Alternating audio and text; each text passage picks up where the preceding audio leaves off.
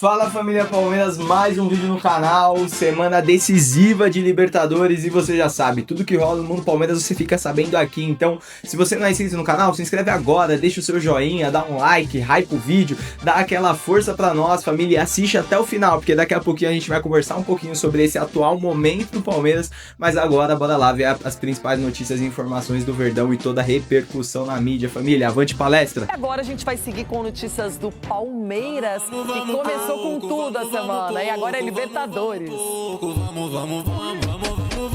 A presidente Leila Pereira com dirigentes de outros clubes em reunião na CBF, em prol de uma mudança no futebol brasileiro. É a segunda que eu participo da liga que está sendo fomentada pela CBF e vou te falar uma coisa, é a única solução.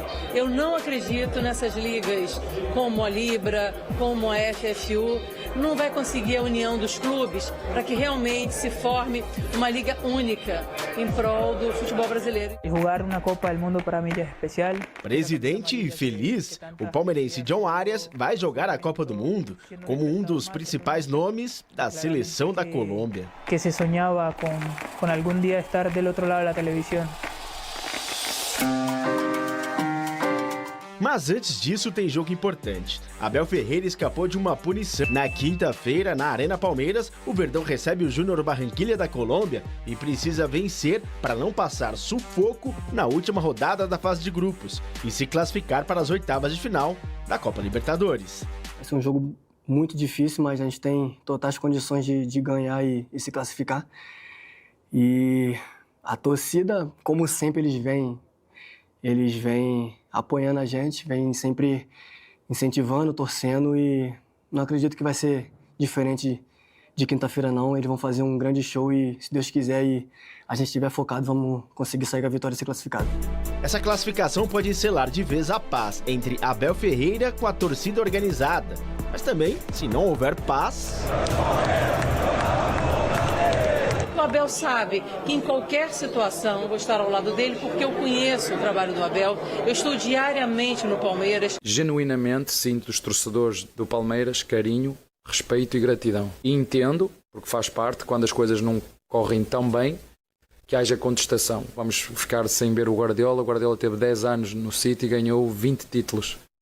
E tudo tem um ciclo. E podem ter a certeza de uma coisa, quanto mais tempo eu tiver aqui, mais próximo está o meu fim. Além da importância da Libertadores da América, o Palmeiras está de olho no próximo final de semana, partida contra a Chapecoense pelo Campeonato Brasileiro. Isso porque pode ficar sem 8 jogadores devido às convocações para a Copa do Mundo que estão acontecendo durante esta semana. Somado a isso, ausências por suspensão de Andréas Pereira, Carlos Miguel e do próprio Giai, que pode ser um dos selecionáveis. Contudo, assim como o Flamengo, o Palmeiras havia pedido adiamento desta rodada para depois da Copa do Mundo. Conversamos muito aqui na CBF, nós conversamos internamente, que esses assuntos nós tratamos internamente. Como não foi possível, nós vamos acatar a decisão da CBF e jogaremos dia 31, Dia 31 contra a Chapecoense. Peço à CBF, porque há tempo, porque se eles quiserem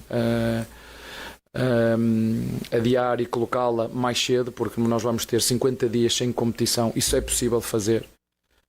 Não tem a ver se foi o Flamengo que pediu ou não pediu, ou se teve recusa ou não teve recusa, ou se foi o Palmeiras que teve recusa ou não teve. Eu estou aqui a falar para aquilo que eu acho que é o melhor para o futebol brasileiro. E aí, Edu Dracena, agora esquece o brasileiro, tá tudo bem lá, primeira colocação com mais folga ainda. O problema é que na Libertadores, até para dar uma resposta para o torcedor que não imaginava que o Palmeiras perderia para o Cerro Porteño, tem que vencer essa última partida, tem que ir para cima do Júnior Barranquilla, que não tem mais pretensões na competição. E o resultado não era o esperado, né? O último jogo em casa, essa derrota, eu acho que ninguém imaginava isso, mas é o futebol. Se o Palmeiras não entrar em campo e fazer o seu melhor, né, fazer o que fez diante do Flamengo, respeitando o adversário, mas quando tiver a oportunidade vai lá e faz os gols, não dando brecha para o adversário crescer na partida, aí o Palmeiras é muito forte jogando na sua casa. Então, eu espero com o apoio da torcida, todos somos um, como o Abel fala, e é sim, nesses momentos de dificuldade você tem que se unir, porque não é fácil você só quando ganha, eu estou tranquila e quando perde ninguém presta. Então acho que é um momento sim de união para que o Palmeiras consiga manter aí na liderança do Campeonato Brasileiro e classificar também também primeiro na sua chave da Libertadores, Renato. Cicinho, como é que você vê o Palmeiras na Libertadores? Não foi aquela campanha igual a das últimas temporadas, mas o Palmeiras depende dos seus esforços para poder estar na próxima fase e seguir com esse sonho de mais uma Libertadores sob o comando do Abel Ferreira. Vejo o Palmeiras como um dos favoritos ao título, apesar da dificuldade. Ninguém esperava, né, que o Palmeiras encontraria essa dificuldade ao decorrer da competição, principalmente pelos adversários, mas é tudo normal, isso é coisa que acontece, até porque o Palmeiras ele vem numa grande sequência dos últimos anos, sempre sendo o primeiro do grupo, primeiro geral, então é que o torcedor palmeirense está mal acostumado. Então é bom também que isso aconteça para que o Palmeiras consiga ver os pontos na qual está errando para conseguir acertar, para dar sequência na competição. Acredito que passa tranquilamente para a próxima fase e mantenho minha opinião que vai ser um dos candidatos ao título. Bom, família, vamos lá, vamos comentar um pouquinho sobre esse atual momento do Palmeiras, porque assim, eu acho que o futebol atualmente ele gira de uma forma muito rápida, né? Isso é fato. Até semana passada o Palmeiras estava em crise, eram 3 jogos sem ganhar no Brasileiro, contra empates ali contra times que o Palmeiras deveria ter ganho, né? Times que disputam ali a parte de baixo da tabela, o caso do Santos, o Remo, que jogou com a menos boa parte do jogo.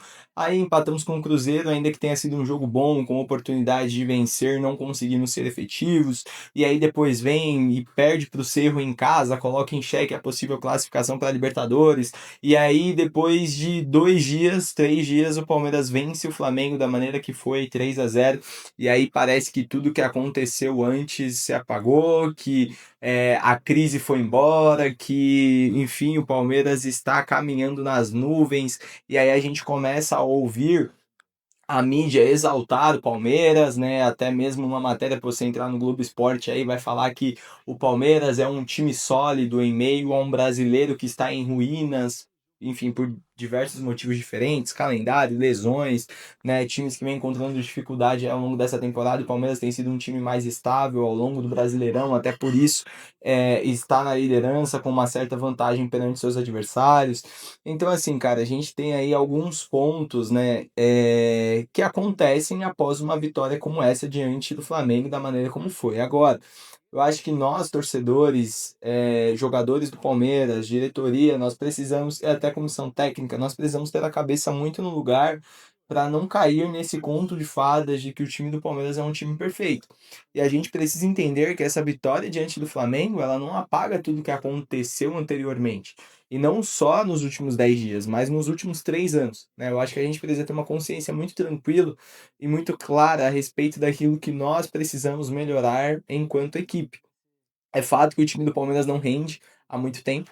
É fato que o time do Palmeiras é um time que em períodos de decisões não é um time tão confiável pelo histórico que vem tendo em mata-matas. E eu tô falando de coisa importante, não tô falando de Paulista, mas pelo histórico que vem tendo em mata-mata desde 2023. Então vem calculando comigo, assim, a gente pode entrar aí até 2022, uma eliminação na semifinal para o Atlético Paranaense da maneira patética como foi, a gente jogaria com o Fluminense na final e, pô, o Palmeiras venceria aquela final de Libertadores.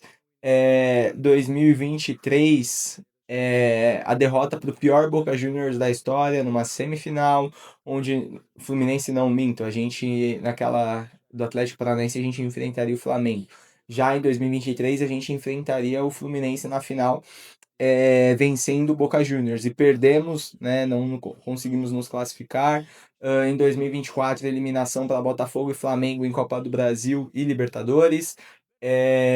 Eliminação em 2025 para o Corinthians na Copa do Brasil. Perdemos o título da Libertadores. Então, assim, o histórico vem mostrando um time instável em momentos de decisões. Agora, a gente vê algumas coisas mudando também nesse ano e a gente precisa levar isso em consideração. O futebol apresentado é o mesmo, tecnicamente fraco, taticamente escasso também. Você vê jogadores atuando fora de posições, muita improvisação, coisas que nós como torcedores não achamos que seja o ideal, e acho que de forma geral a gente vê que o time não rende como deveria render, mesmo tendo um elenco muito forte. A gente vê alguns pontos que chamam a atenção, como Felipe Anderson, craque por onde jogou, vem pro Palmeiras e não rende. Arias, craque por onde jogou, vem pro Palmeiras e não rende. Andreas Pereira vem pro Palmeiras e não rende. Então, tipo assim, pô, mas você tá reclamando do Andreas Pereira que ele é o maior líder em assistências do Brasil, porque ele bate falta e escanteio. Não é pelo que ele faz com a bola rolando, mas também não é uma questão do Andreas Pereira, que tem um jogo importante dentro do elenco do Palmeiras, mas que está numa posição que não o favorece em termos de destaques individual. Então, o grande fato é que os times de Abel Ferreira não contam com um destaque individual. Ele destaca o coletivo através das vitórias, mas de um jogo que nós achamos pobre tecnicamente. Então, acho que assim, o time do Palmeiras tem muito que melhorar. Agora, o que mudou de forma positiva? O Palmeiras, em jogos contra o G6, vem vencendo. Venceu os 6 jogos que teve aí entre os times que ocupam a segunda e a sétima posição, né? Vem vencendo bem, embora tenha falhado contra times da parte de baixo da tabela, então é o oposto do ano passado, mas eu considero mais importante vencer contra os times de cima, porque são jogos de 6 pontos. Se o Palmeiras vence o Remo, o Palmeiras leva 3 pontos. Se o Palmeiras vence o Flamengo, o Palmeiras leva os 3 diante do Flamengo e impede que o Flamengo avance 3. Então, eu acho que isso faz muita diferença na final do campeonato, mas o grande tópico é que um momento bom não deve apagar todo o trabalho que precisa ser feito para que o time melhore para essa segunda fase da temporada. Então, meus amigos, faltam 2 jogos aí, amanhã a gente vai vir falando aí com vocês a respeito da Copa Libertadores da América, toda a preparação, o time que vai a campo, o Palmeiras já treina hoje se preparando para essa partida, e aí no domingo que vem a gente tem o último confronto aí diante da Chapecoense, jogo importante também para consolidar essa primeira posição do Campeonato Brasileiro antes do período de paralisação para a Copa do Mundo, mas depois disso, a gente vive o momento de Copa do Mundo e tudo mais, mas cientes de que quando as coisas voltarem, o Palmeiras precisa demonstrar mais se quiser sair com os títulos nesse ano. Acho que é algo que, de forma geral, nós precisamos ter em mente, principalmente comissão técnica, jogadores, do que precisa ser melhorado. E aí, meus amigos, vamos ver quem chega para reforçar o elenco, vamos ver quem sai, mas o grande tópico é que esse ano nós precisamos sair aí com pelo menos 2 dos 3 títulos que estamos em disputa, meus amigos. Se você não é inscrito no canal, cara, se inscreve agora, deixa o seu joinha aqui embaixo, comenta aqui a sua opinião sobre esse atual momento do Palmeiras, o que você tem achado da temporada até aqui e o que você espera da segunda parte da temporada, e logo mais a gente discute mais sobre esses tópicos. Então, grande abraço para vocês, avante palestra, valeu família!